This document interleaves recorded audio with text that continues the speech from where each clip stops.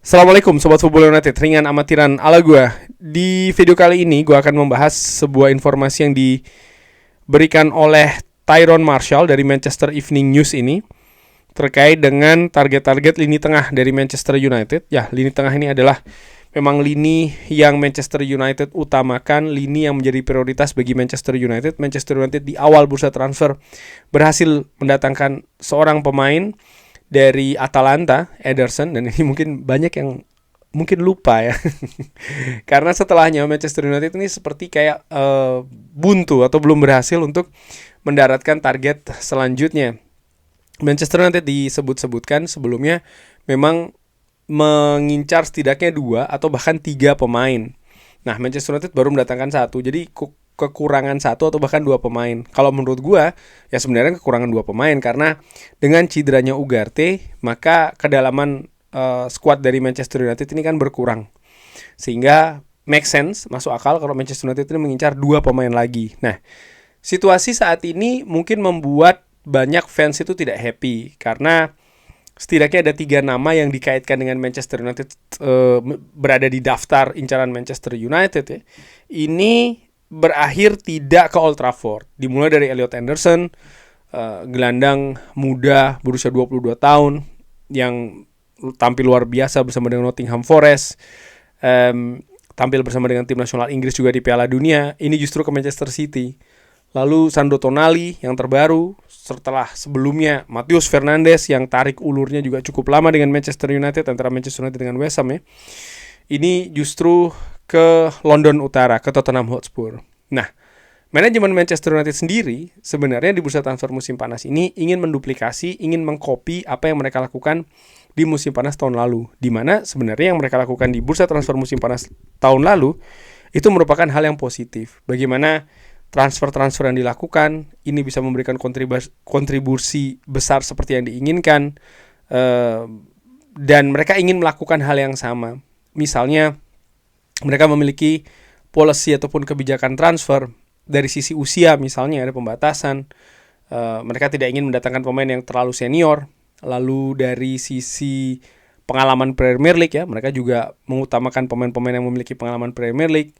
Lalu mereka juga ingin mendatangkan pemain yang ternyata memang ingin bermain untuk Manchester United. Ini merupakan salah satu faktor penting. Dan salah satu faktor lainnya juga dari sisi finansial. Dan ini sangat penting sekali. Manchester United berusaha untuk disiplin dengan valuasi-valuasi, dengan perhitungan-perhitungan yang mereka berikan kepada masing-masing pemain. Dan mereka tidak ingin melampaui terlalu jauh hal tersebut.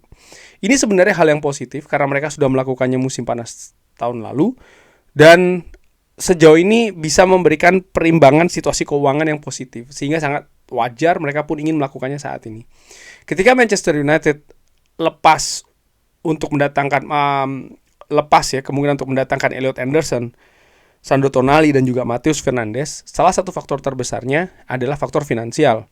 Bagaimana valuasi dari 3 pemain ini dari klub yang mereka miliki sebelumnya ya, Nottingham Forest, Newcastle dan juga West Ham United, ini terlampau tinggi dari angka valuasi yang Manchester United tetapkan. Jadi Manchester United tidak ingin rencana mereka itu mereka harus melepaskan begitu ya situasi yang sedang mereka bangun dari sisi finansial. Mereka langgar sendiri perencanaan yang mereka lakukan karena ini sifatnya jangka menengah dan jangka panjang. Dan ini juga menimbulkan reaksi di kalangan fans, dan gue paham ya terkait dengan hal tersebut karena memang masing-masing pendapat tentu saja memiliki dasar yang berbeda-beda. Ada misalnya yang berkata bahwa ya saat ini memang valuasi ini mahal-mahal semua. Jadi Manchester United seharusnya juga meningkatkan hal tersebut dalam arti spending ataupun pengeluaran. Tapi kalau dari sisi misalnya Manchester United contohnya nih dengan Matheus Fernandes, ya Manchester United sebenarnya ingin menyamakan valuasi yang diinginkan oleh West Ham United ataupun ditawarkan oleh Tottenham Hotspur. Hanya saja Manchester United memiliki struktur yang berbeda yang mungkin menurut mereka lebih make sense, lebih masuk akal. Dan Manchester United pun juga tidak ingin terlibat dalam perang harga, baik itu dengan klub ataupun juga dengan pemain terkait dengan gaji. Nah, dari situ memang akhirnya Manchester United tidak berhasil mendatangkan pemain tengah kedua ya, tapi bukan berarti mereka ini berhenti. Manajemen Manchester United tetap konsisten untuk berusaha mendatangkan pemain tengah yang kedua atau bahkan yang ketiga. Dan sekali lagi gue tidak melihat dari sisi budget itu ada masalah. Karena bahkan untuk Matheus Fernandes pun sebenarnya Manchester United punya punya peluang, punya possibility ataupun kemungkinan mengeluarkan angka 85 juta pounds juga kan. Tapi dengan struktur yang berbeda. Artinya dari sisi keuangan mereka sebenarnya bisa, tapi mereka tidak ingin hanya 85 juta saja, seperti itu saja langsung. Mereka tidak. Mereka memiliki valuasi terhadap satu pemain dan mereka ingin disiplin dengan valuasi tersebut. Di situ kuncinya sebenarnya, bukan tentang masalah punya uang atau tidak punya uang ya, dan ini sering sekali disalahartikan. Nah, dari Tyrone Marshall, Manchester Evening News ini memberikan ada 1, 2, 3, 4, 5 nama target pemain tengah Manchester United saat ini setelah belum bisa mendatangkan pemain kedua. Berikut keadaannya ini seperti apa. Dan kalau gue perhatikan ya, nampaknya Tyrone Marshall, ini asumsi gue sekali lagi, ini asumsi gue ya, menempatkan 5 nama ini sesuai dengan prioritas. Kalau gue curigai seperti itu. Oke, prioritas pertama atau dari yang kelima dulu deh. Prioritas kelima atau nama yang paling terakhir disebutkan itu adalah Felix Nmecha. Dan situasinya adalah gelandang Borussia Dortmund ini memiliki pendukung dari dalam Manchester United, yaitu adalah Jason Wilcox. Beberapa klub Premier League juga tertarik untuk mendatangkan Felix Nmecha. Ini kabar dari Tyrone Marshall. Tapi kalau menurut gue dari berbagai sumber yang gue dapatkan juga bahwa, dan sudah gue katakan sebelumnya, Felix Nmecha ini baru saja menandatangani kontrak baru bersama dengan Borussia Dortmund. Jadi situasinya agak sulit ini untuk bisa mendapatkan harga yang dalam tanda kutip make sense. Bukan murah ya, tapi make sense. Karena dia baru saja menandatangani kontrak baru. Ditambah lagi ada ketertarikan dari beberapa klub Premier League. Artinya, ketika Borussia Dortmund membuka pintu Felix Nmecha untuk lepas, banyak klub pasti akan datang dan ini akan berpengaruh juga ke valuasinya. Itu Felix Nmecha. Lalu di peringkat ke-5 ya. Lalu di peringkat ke-4 ada Adam Wharton. Ketertarikan terkait dengan Adam Wharton ini mendingin karena dia dinilai memiliki profil yang sama dengan Kobbie Mainoo.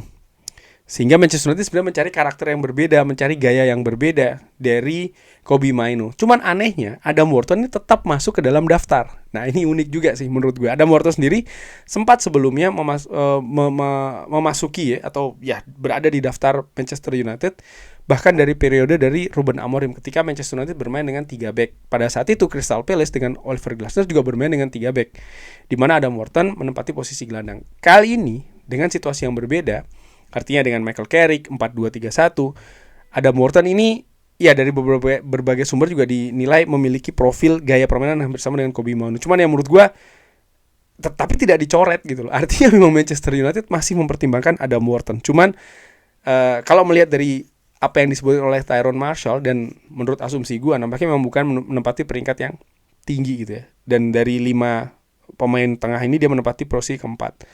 Bergerak ke posisi ketiga yaitu adalah Carlos Baleba. Manchester United tetap tertarik dengan gelandang Brighton, tapi mereka ini sebelumnya mundur karena Brighton memasang harga 100 juta pounds di musim panas tahun lalu. Sampai dengan saat ini baru ada pergerakan yang sedikit sejauh ini ya. Jadi memang Manchester United ini belum mengeksplorasi Carlos Baleba lagi seperti yang mereka lakukan di musim panas tahun lalu. Kenapa seperti itu? Menurut gue secara profil nampaknya ya Carlos Baleba tuh masuk dalam seperti kayak Adam Wharton, seperti kayak Felix Nmecha, tapi dengan situasi yang tidak menempatkan Carlos Baleba tuh dalam prioritas yang lebih tinggi, yang harus dilakukan pergerakan dengan segera, katakanlah seperti itu ya. Nah, kita akan bergerak ke posisi nomor 2 yaitu adalah Aurelien Tchouameni. Ini adalah nama terbesar di dalam daftar. Manchester United telah memonitor gelandang internasional Prancis berbulan-bulan karena kemungkinan Real Madrid melepasnya ini juga bukannya tidak mungkin. Walaupun demikian, Real Madrid masih menekankan kalau Tchouameni ini akan tetap stay. Nah, ini menarik nih bahwa Manchester United memonitor, artinya Manchester United berminat dari sisi teknis dan mungkin juga mempersiapkan paket-paket keuangan ya, finansial untuk bisa mendatangkan Tchouameni dari Real Madrid. Cuman faktor utamanya adalah apakah Real Madrid ingin melepas, dan ini sesuai dengan apa yang dikatakan oleh Fabrizio Romano. Tapi memang ada kabar-kabar menarik juga ya, yang agak sedikit berbeda yang dikabarkan oleh sumber-sumber lainnya bahwa Real Madrid dikabarkan mulai membuka nih untuk bisa melepas Aurelien Tchouameni dengan keadaan internal klub bahwa mereka juga ingin membangun ulang skuadnya terutama di lini tengah. Dan nama teratas yaitu adalah Alex Scott. Manchester United telah memiliki gelandang ini di dalam daftarnya selama sepanjang musim. Namanya juga muncul sebagai target lainnya yang ketika target lainnya ini mulai rontok ya, Elliot Anderson, Sandro Tonali, Matheus Fernandes. Dia memiliki pengalaman Premier League yang kuat dan dia juga menarik perhatian dari Arsenal. Bournemouth ingin memasukkan release clause di kesepakatan barunya. Nah, kalau sampai Bournemouth menemukan kecocokan dengan Alex Scott ya terkait dengan kontrak baru, maka Alex Scott tidak mungkin lepas di musim panas ini. Setidaknya baru musim dingin. Karena aneh ya, baru memperpanjang kontrak terus dilepas lagi. Buat apa kalau begitu? Nah, ini faktor dari sang pemain penting. Artinya, kalau Alex Scott sepakat untuk menandatangani kontrak baru terhadap Bournemouth ya, dengan Bournemouth maksud gua, maka ya dia tidak ingin ke Old Trafford, dia tidak ingin ke Manchester United. Itu indikasi dari gua secara dengan amatiran. Tapi kalau dia menolak perpanjangan dengan Bournemouth, ini merupakan indikasi kuat bahwa kemungkinan dia memang ingin ke Old Trafford. Nah, terkait dengan valuasi dari Alex Scott, ini juga menarik ya. Bagaimana kabarnya sebelumnya Bournemouth juga memasang harga 80 juta pounds. Tapi dengan sikap tegas Manchester United yang gue katakan di awal, yang tidak ingin ikut berdansa ataupun menari di genderang dari klub-klub lain yang memegang atau memiliki pemain-pemain yang Manchester United inginkan ya, Elliot Anderson, Sandro Tonali, dan juga Matheus Fernandes. Ini juga memberikan semacam kayak pertanda bahwa Manchester United mereka ketika berminat terhadap seorang pemain, ya mereka betul berminat, tapi bukan berarti mereka bisa dimainkan. Menurut gue seperti itu. Dan ini merupakan sebuah indikasi bagi Bournemouth. Kalau seandainya Alex Scott tidak ingin memperpanjang kontrak dengan Bournemouth, artinya dia dengan kuat yang menunjukkan bahwa dia ingin cabut. Dan kalau memang dia ingin cabut ke Manchester United, ini juga merupakan sebuah sinyal bagi Bournemouth. Sang pemain tidak ingin memperpanjang kontrak, sang pemain tidak ingin bermain bersama Bournemouth lagi, artinya kan seperti itu ya. Dan ini indikasi bahwa sebaiknya ataupun pertanda ya, sebaiknya memang dilepas oleh Bournemouth. Untuk apa mereka memegang pemain yang tidak ingin bermain lagi untuk Bournemouth. Hanya saja Manchester United saat ini memiliki pesaing. Kabarnya Arsenal juga berminat terkait dengan Alex Scott. Nah, apakah mungkin Alex Scott adalah pemain selanjutnya yang akan menjadi incaran Manchester United? Bukan pemain yang datang dulu deh, menjadi incaran dulu untuk selanjutnya diproses. Bagaimana menurut Sobat Football United? Dari kelima nama itu, siapa menurut Sobat Football United? Ini kan tadi gue sebenarnya berasumsi saja nih ya, peringkat ke-5, 4, 3, 2, 1. Tapi kalau Sobat Football United ini ya, dari berbagai informasi yang sering gue katakan di Football United ataupun juga di sumber lain, kira-kira siapa yang akan berusaha atau diproses oleh Manchester United untuk didatangkan selanjutnya? Silakan drop di kolom komen. Terima kasih sudah menyaksikan. Jangan lupa like, sholat, dan juga subscribe. Wassalamualaikum warahmatullahi wabarakatuh. Thank you.